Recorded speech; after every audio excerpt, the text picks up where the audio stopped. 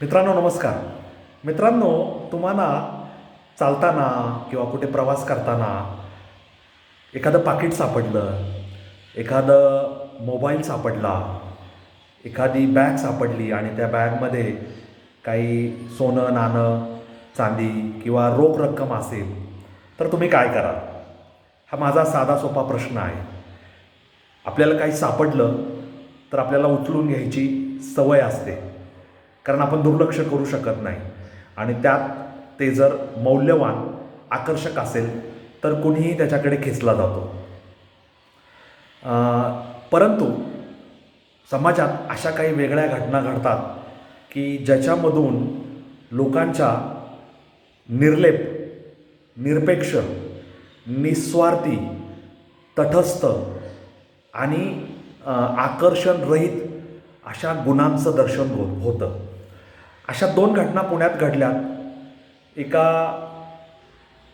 कचरा संकलन करणाऱ्या, कचरा वेचक महिलेला किंवा मावशींना त्या जेव्हा सकाळी परिसरातील केर कचरा एकत्रित करणे, तो पोत्यांमध्ये भरणे हे काम करायला गेल्या, तेव्हा त्यांना एक पार्सल सापडलं होतं, एक बॅग सापडली होती.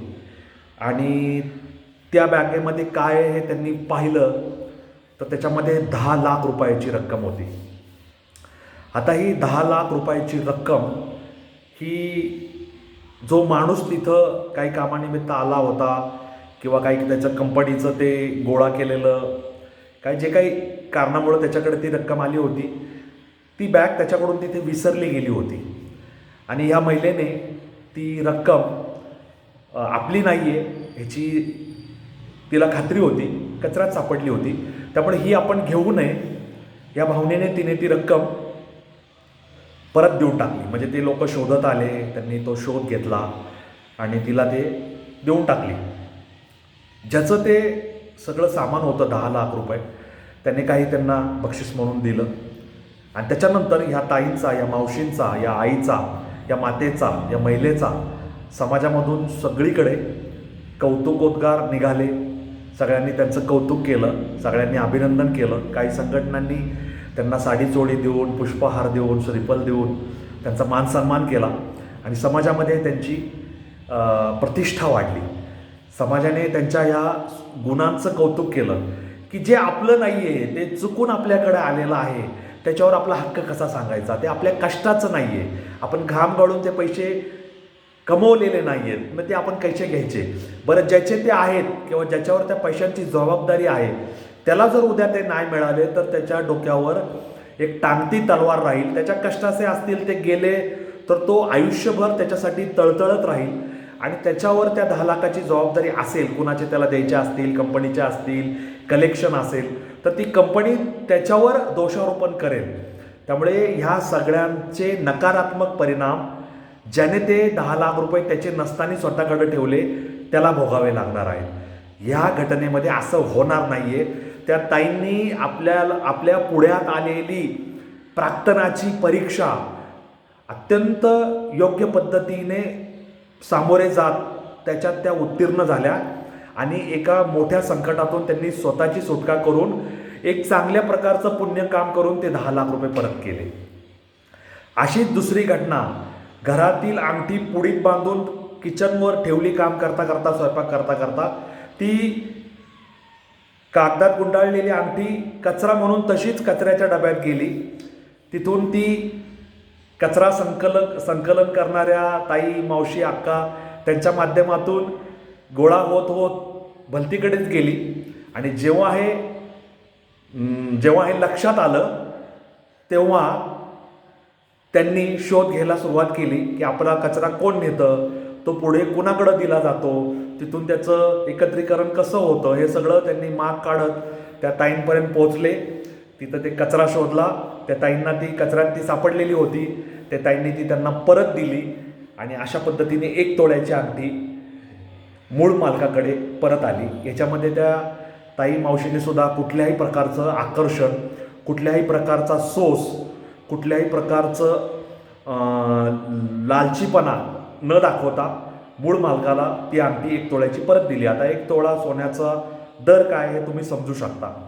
त्यामुळे समाजात अशा प्रकारचे सुद्धा लोक आहेत ज्यांना कुठल्याही प्रकारची अभिलाषा नाही, कुठल्याही प्रकारची त्यांची हिसकावून घेण्याची प्रवृत्ती नाही, कुठल्याही प्रकारचं अनाहूतपणे नशिबाच्या माध्यमातून पुढे पडलेलं मौल्यवान धातूंचं किंवा रोख रकमांचं त्यांना कुठल्याही प्रकारचं त्या बोलल्या नाहीत, त्या फासाला, त्या कोडं घालण्याला, त्या परीक्षेला त्या बोलल्या नाहीत आणि ते ताब्यात घेऊन त्यांनी अनुत्तीर्ण होण्याचा मार्ग पत्करला नाही. त्या पास झाल्या, त्या उत्तीर्ण झाल्या.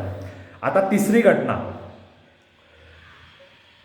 म्हसोबाची वाडी, तालुका वाशी, जिल्हा धाराशिव येथील शेतकरी लक्ष्मण भानुदास कात्रे यांनी आयुष्यभर कष्ट करून 1-1 रुपया जुळवून सोन्याचे दागिने घेतले होते.